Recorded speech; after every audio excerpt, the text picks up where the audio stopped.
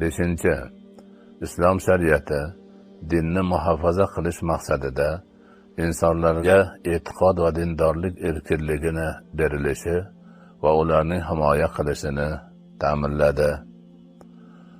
Islomda e'tiqod erkinligini belgilovchi asosiy qoida Baqara surasidagi quyidagi oyatda bayon qilingan: La ikroha fid-din qad tabayyana ar-rushdu minal g'ayy.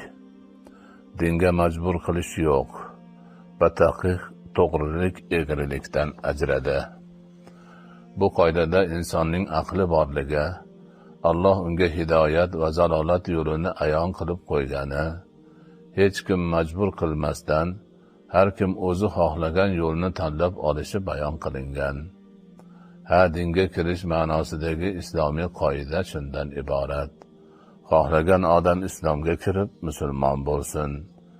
Din tanlashda majburlash yo'q. Har kim o'zi xohlagan dinga kirsin. Islomda mo'min va kofir bo'lish har kimning o'z xohishiga bog'liq qilingan. Alloh taolo Qur'oni Karimning Kahf surasida marhamat qiladi: Va qulil haqqu min robbikum faman sha'a falyu'min va man sha'a falyakfur. Ayt, haq Robbingiz tomonidandir. Biz kim xohlasa iymon keltirsin, kim xohlasa kufr keltirsin.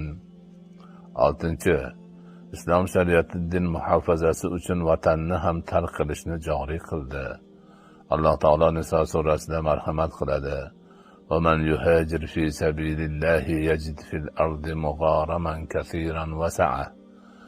Wa man yakhruj min baytihi muhajiran ila Allohi wa rasulihi thumma yudrikhu al-maut faqad waqa'a ajruhu ala Allah va kana Allohu g'afurar rahima.